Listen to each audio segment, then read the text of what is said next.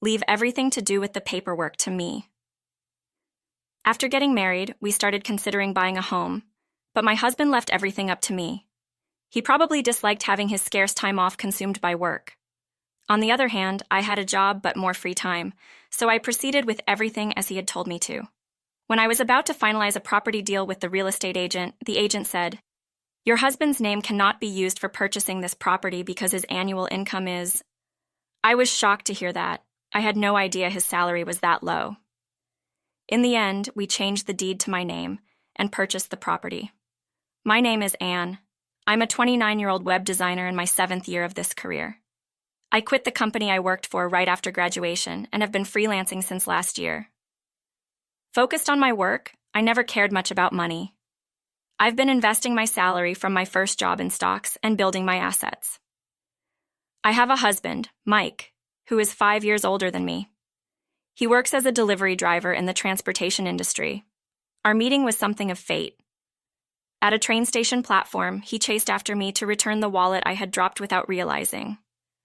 I invited him for a meal to say thanks, and our relationship grew closer and evolved into dating. Then, a year and a half ago, we happily became husband and wife. However, post-marriage, our life together was nothing like I had imagined. My husband worked long hours at a grueling company, and as a freelancer, I always had a backlog of projects. Currently, we live in an apartment under 400 square feet, but I've been thinking about moving into a house. I thought it might be a good motivation for both of our careers. Working in such a cramped space was stressful for me, so on his day off, I brought up the idea of buying a new house. "Hey Mike, don't you think it's time we bought a new house now that we're married?" He seemed surprised by my words, jumping up from where he lay on the sofa with sleepy eyes. "A house? Yeah, I think this place is getting too small for us. How about I set the conditions then?" I was surprised by his words, but he wrote his desired conditions on a nearby notepad and handed it to me. His list, including at least 4 rooms, 2 bathrooms, and a wine cellar, was quite different from what I had envisioned. "We don't need a wine cellar, and isn't 1 bathroom enough?" I replied strongly to his objection. "No, that won't do. This is about romance. Buying a house is a once-or-never-in-a-lifetime event. I won't settle for anything half-hearted." He was stubborn beyond belief. I would rather spend my time on work than on a discussion going nowhere. Eventually, I reluctantly agreed to his terms. "Then let's go to the real estate agent together next time." Suddenly, he looked annoyed. "Ah, that's fine. You can handle all that, Anne. I'm tired from work. I'll leave the rest to you." Saying that, he lay back down on the sofa and started fiddling with his mobile phone. Does this man even realize he's married? We're about to make the biggest purchase of our lives, and he's completely uncooperative. After telling me what he wanted, he satisfiedly returned to his own world. Disappointed, I sighed and said, "Then just leave me something that shows your income. There will be a review, and I need to submit it." When I said this, he replied, "You can find it in my box of valuables. Just take it yourself." He put on earphones, shutting down the conversation completely. He's not exactly a henpecked husband, but he only says what he wants and is otherwise disengaged. Honestly, he's incredibly self-centered. He used to be so kind before we got married. Picking up my wallet feels like a lie now. I muttered this, unsure if my husband heard, and headed to my room. It was that night when I noticed something was wrong with my body. After finishing work, I glanced at the calendar. Come to think of it, I haven't had my period for 2 months now.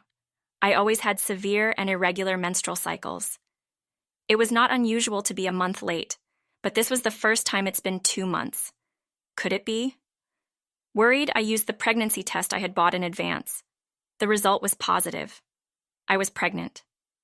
"Mike, I'm pregnant." My announcement left my husband frozen in front of the TV. "Seriously?" I said to my surprised husband. "Thinking about the birth and everything else, I guess we should hurry up with buying the house, so I'm going to the real estate agent tomorrow, okay?" He was still in shock. He looked incredulous, but then what my husband said next shocked me. "What if we give up on the child?"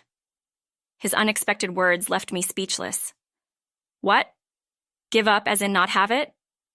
He nodded before I could finish. Yeah, that's what I mean. Why? I argued desperately. I was beginning to feel a strange disconnect between us. I mean, I never wanted kids. It just happened. I can't believe you got pregnant just from us having a bit of fun, he said with a wry smile. His words, so thoughtless, wounded me deeply. I felt like I had been hit with a hammer. And if we have a kid, we can't have fun anymore. His words sounded like a whining child, but I couldn't back down. This was a precious life growing inside me. I was determined to have this baby, and a child definitely needs a father. I had to get him to take this seriously. Looking back, I realized how mistaken my thinking was at that time. Mike, please get it together. People in their 30s around the world start families earlier than us. I'll do my best, so you have to try too. Perhaps moved by my passion, my husband reluctantly gave in. All right, it has been said. Hearing this, I felt somewhat relieved and visited the real estate agent the next day. The price will be higher than the market average with the conditions you've requested. The agent frowned as he looked at the paper where I had written our wishes. Then he handed me a sheet of paper. This is the only property that meets all advanced conditions. There was only one that matched all our criteria among several options, but even that was $700,000. The price was significantly higher due to our many conditions. But now we were expecting another family member. I couldn't bring myself to compromise. After some thought, I said, I'll purchase this property. We proceeded with the purchase process. Please fill in the necessary items on the application form. Who will be the owner? My husband. I began filling out the form, but when I got to the annual income section, my pen stopped. Wait, Mike earns $25,000? I blurted out, looking at the salary statement he had given me. We rarely talked about money in our current life. We both contributed equally to expenses and saved the rest, so I had no idea about my husband's salary. It's difficult to say, but with this amount, the application might not pass. The apologetic agent's words made me feel embarrassed. He continued, By the way, there are a couple of other customers considering this property. If you don't decide today, it might be sold out. Those words were nothing short of pressure for me. After hearing that, I felt I had to buy it today. After some hesitation, I decided to change the owner to my name. Then, I made a bold decision to pay in full. I could just cover it with the money I had saved from stock investments and the inheritance from my grandfather. I can always save more money later. The agent was initially surprised by my actions, but then handled the rest of the process efficiently. So, a month later, we moved into our dream home. Wow, this is amazing, my husband exclaimed with excitement as soon as we entered our new home. By the way, you're going to have the baby, right? Are you going back to your parents' house? He asked while unpacking. Yes, that's the plan. My hometown is Anchorage. I could have the baby here, but I feel more at ease having it at my parents' place. Okay, good luck. His words felt somewhat distant. I started to feel unsure. My anxiety grew as my husband added, I can't quit my job even after the baby is born, so you'll have to handle the childcare. You're the one who wanted to have it. What about my job? I don't care about that, he bluntly replied.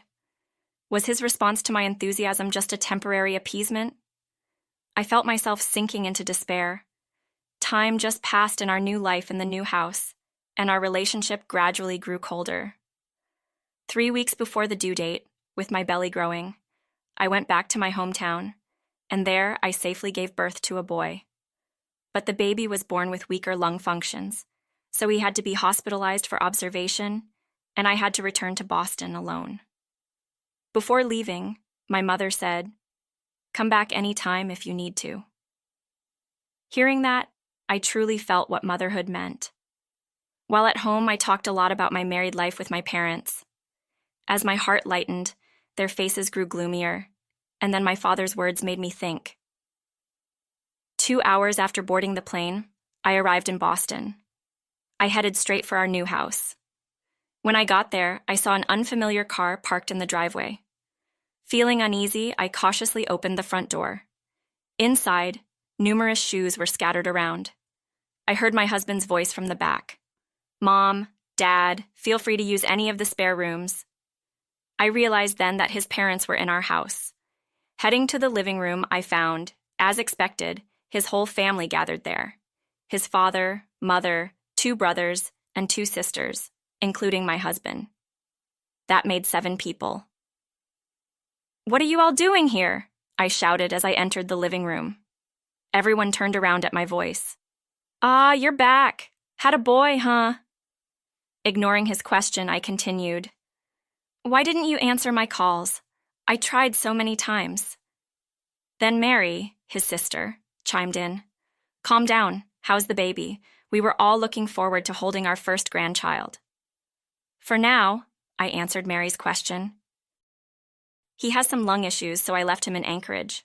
Why are all of you here? I heard something about rooms." The in-laws exchanged glances. Then, as if to represent them, my husband answered my question. "I was thinking this house is too big for just the 2 of us and it's hard to clean. Plus, there's childcare, so we're all going to live together. 8 of us, including my family and us. If you don't like it, you can leave." I was stunned. What was he talking about? While I was struggling with childbirth, he had let his family move in and enjoy themselves, and now he was even trying to kick me out without a word of concern. I was taken aback and stood there for a moment. Then he said again, "What's it going to be? You staying or leaving?"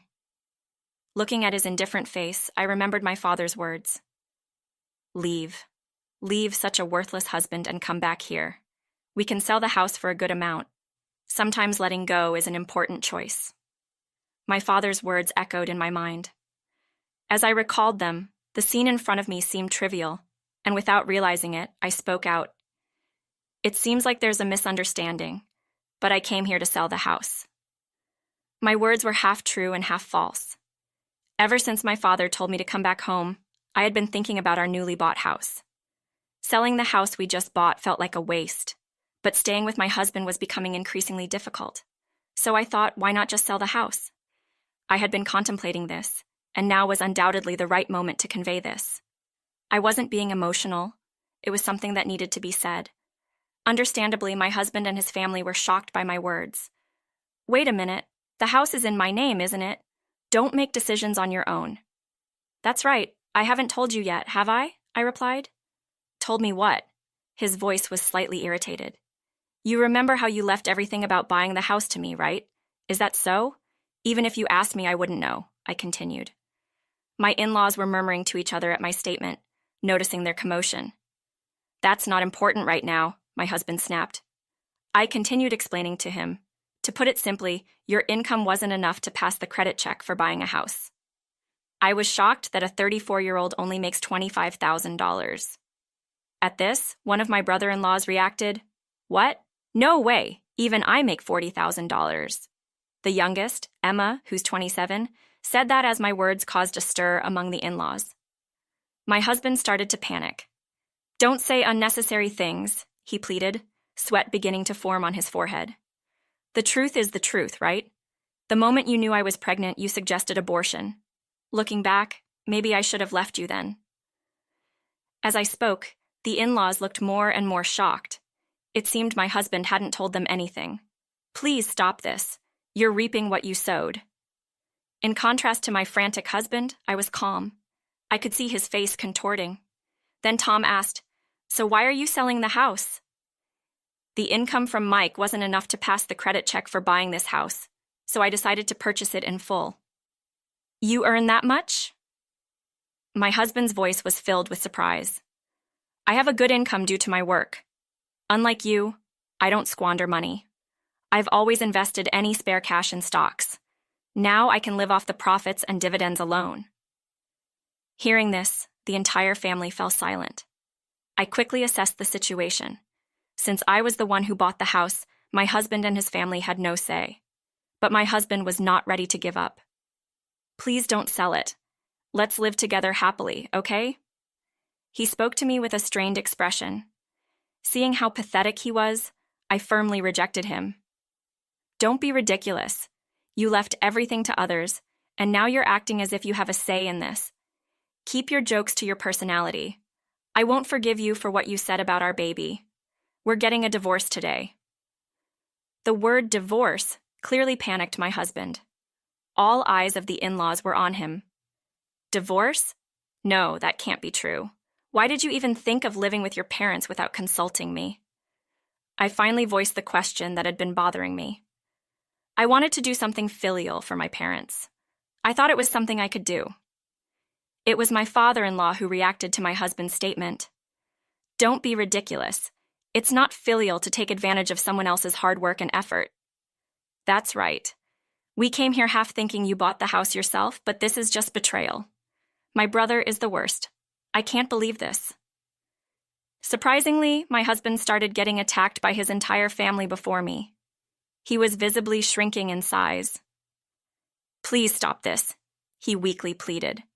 But everyone was clearly fed up with him. Then both of my in-laws turned to me and deeply apologized. "We're terribly sorry for our son's behavior. We'll leave quietly." "How when you can do as you please with him?" "Mom," my husband said weakly. "Be quiet," his mother sternly replied. His body trembled at her words.